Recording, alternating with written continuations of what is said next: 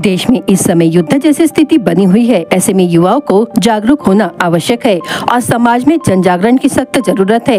यह कहना है वरिष्ठ समाज प्रबोधक सत्यपाल महाराज का। उन्होंने कहा कि जिन्होंने उन्हें आमंत्रित किया वह उनका दिल से आभार व्यक्त करते हैं। 22 अप्रैल को जम्मू कश्मीर के पहलगाम क्षेत्र में आतंकवादियों ने पर्यटकों पर हमला कर धर्म पूछकर उनकी हत्या की।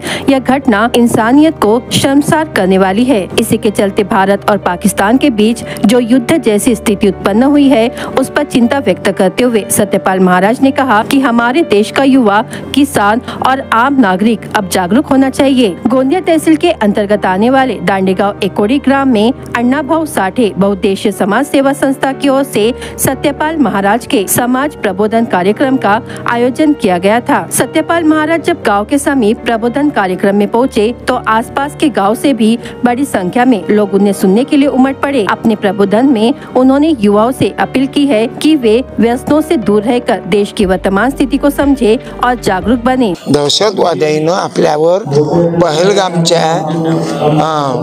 फिरणाऱ्यावर अत्याचार केला। सरकार आपल्या मिलिटरी मॅननं बदला घेतला, अनेक शहीद झाले।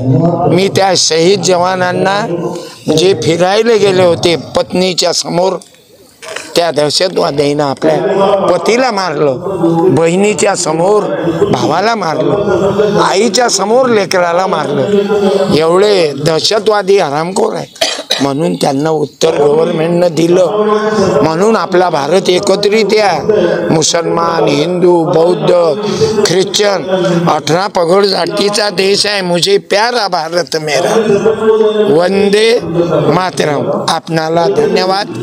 माझा विचार नव्हे, तुकडोजी बाबा, घाडगे बाबा, बाबासाहेब फुले, शाहू, अण्णाभाऊ, वामनदादाचा विचार आहे। हा अशोक सम्राट अशोकाचा विचार आहे। स्वातंत्र्य, समता, बंधुता, न्याय हा अहिल्याबाई होळकराचा विचार आहे।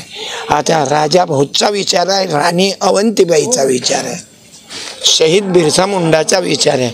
नामदेव बिसेन, ग्रामपंचायत सदस्य एकोडी।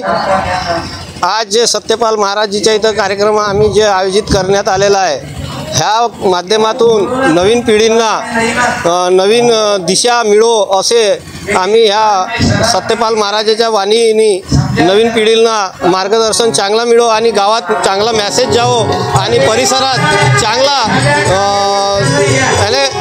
समाज प्रबोधनच्या माध्यमातून समाजात कसे राहावं, कसे वागावं यांच्या माध्यमातून ह्या कार्यक्रमामध्ये आम्ही ह्या सत्यपाल महाराजीचा कार्यक्रम ठेवण्यात आलेला आहे। सत्यपाल महाराजीचा कार्यक्रम ठेवण्याचे कारण हे आहे की नवीन जो पिढी आहे त्यांना समाज प्रबोधनाची आज अत्यंत आवश्यकता आहे। त्या माध्यमातून लोकशाहीर अण्णाभाऊ साठे बहुउद्देशीय सामाजिक संस्था व समस्त गावकरी एकोडीच्या माध्यमातून सत्यपालजी महाराज यांचा कार्यक्रम ठेवण्यात आलेला आहे, ज्यामुळे नवीन पिढीला सत्यपालजी महाराजजी यांच्या सत्यवाणीची जाणीव व्हावी आणि जो तरुण पिढी म्हणजे चांगल्या मार्गावर जावे या उद्देशाने सदर कार्यक्रम ठेवण्यात आलेला आहे। कार्यक्रमाला अंदाजे 3 ते 4 हजार सत्यपालजी महाराज यांचे प्रवचन ऐकण्यासाठी आलेले आहेत।